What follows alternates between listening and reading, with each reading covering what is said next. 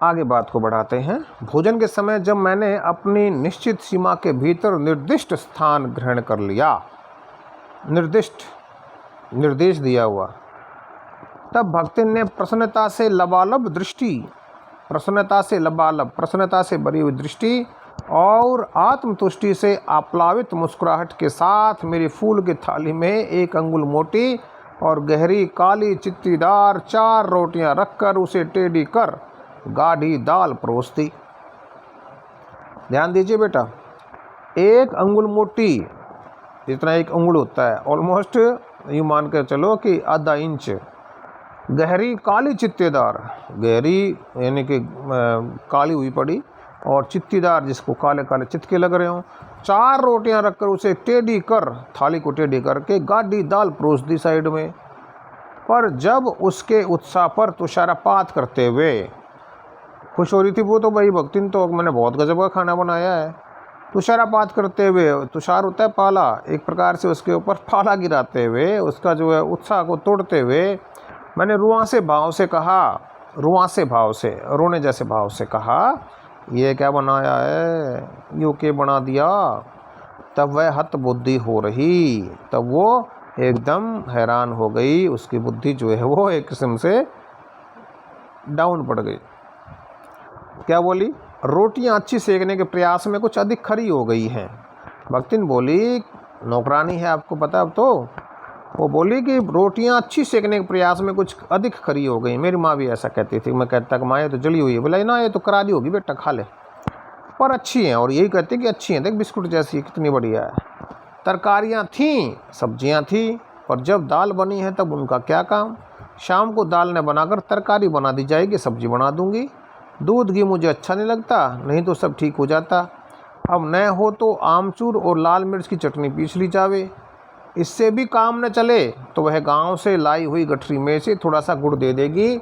और शहर के लोग क्या कलावत्तू खाते हैं, क्या बोली ऊपर से कि और क्या शहर के लोग कलावत्तू खाते हैं। कलावत्तू होता है जो आपने देखा होगा, कुछ मिठाइयों के ऊपर जो है वो सिल्वर का एक वो लगा होता है, चांदी का जो है एक वो एक कवर सा लगा होता है, उसको कलावत्तू बोलते हैं।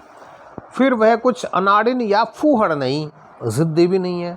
उसके ससुर, पितिया ससुर, अज्जिया सास आदि ने उनकी पाक कुशलता के लिए न जाने कितने मौखिक प्रमाण पत्र दे डाले हैं कि मेरे सास, मेरी अज्जिया सास मीन्स जिसको दादस बोलते हैं, पितिया ससुर, पता नहीं क्या क्या जो है मेरी उसमें प्रशंसा किया करती, इतना अच्छा खाना बनाती है भक्तिन। तो भक्तिन के इस सार गर्भित लेक्चर का प्रभाव यह हुआ कि मैं मीठे से विरक्ति, मीठा मुझे पसंद नहीं है के कारण, बिना गुड़ के और घी से अरुचि के कारण, घी में भी मेरी रुचि नहीं है, रूखी दाल से एक मोटी रोटी खाकर बहुत ठाठ से यूनिवर्सिटी पहुंची और न्याय सूत्र, ये पुस्तक का नाम है, पढ़ते पढ़ते शहर और देहात के जीवन के इस अंतर पर विचार करती रही। अलग भोजन की व्यवस्था करनी पड़ी थी अपने गिरते हुए स्वास्थ्य, स्वास्थ्य शब्द जो है गलत लिखा हुआ है, इसको आप ठीक कर लेंगे और ध्यान भी रखेंगे। से उसके बाद ये वा, फिर आधा से, फिर आधा थे, और फिर यो, स्वास्थ्य।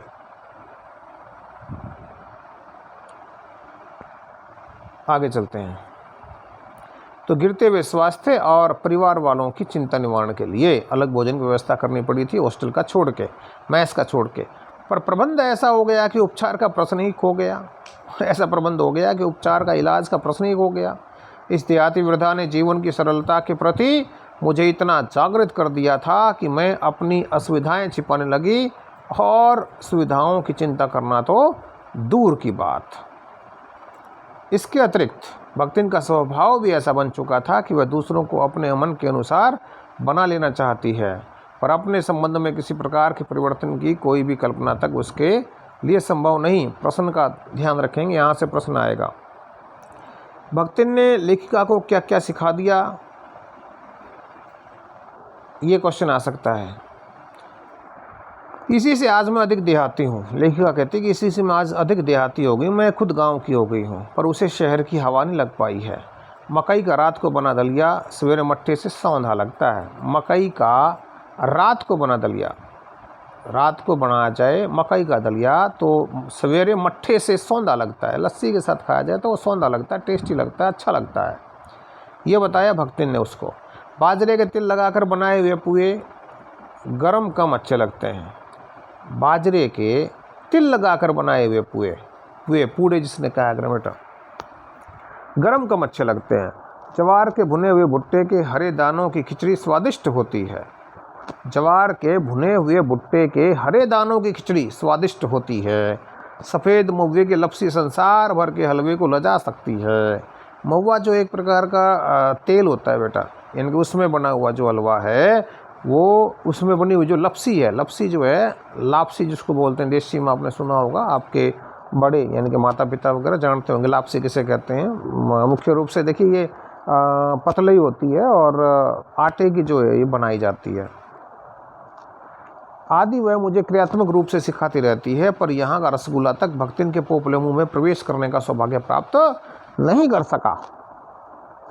यहाँ का रसगुल्ला, शहर का रसगुल्ला भक्तिन के पोपले मुंह में, पोपला जिसको फोकड़ा कह दिया करें, जिसमें मतलब मुंह में दांत ना हो और पेट में आंत ना हो, मुंह में प्रवेश करने का सौभाग्य नहीं प्राप्त कर सका। मेरे रात दिन नाराज होने पर भी उसने साफ धोती पहनना नहीं सीखा, पर मेरे स्वयं धोकर फैलाए हुए कपड़ों को भी वह तह करने के बहाने सिलवटों से भर देती है।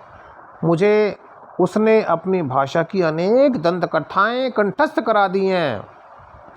दंत कथाएँ जो सुनी सुनाई कथाएँ हैं अपनी भाषा की, वो कंठस्थ करा दी हैं, याद करा दी हैं।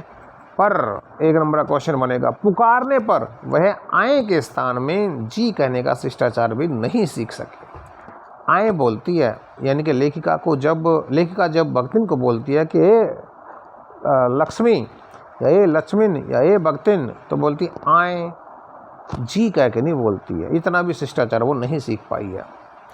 यहाँ से प्रश्न बनेगा अभ्यास का। भक्तिन अच्छी है यह कहना कठिन होगा, क्योंकि उसमें दुर्गुणों का अभाव नहीं है, दुर्गुणों का, बुराइयों का अभाव नहीं है, मीन्स उसमें बुराइयाँ हैं।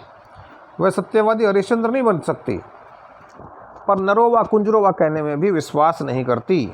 सत्यवादी हरिश्चंद्र नहीं बन सकती, कोई वो सच बोले, पर नरोवा कुंजरोवा कहने में भी विश्वास नहीं करती। महाभारत की घटना है जिसमें नरोवा कुंजरोवा की बात आई थी, जिसका मतलब था कि जब द्रोणाचार्य ने कहा था कि जब मेरे सामने, यानी कि मेरे जीते जी यदि मेरे बेटे को मार दिया जाए, मेरा बेटा मर जाए, अश्वत्थामा मर जाए, तो मैं हथियार त्याग दूंगा उसी समय।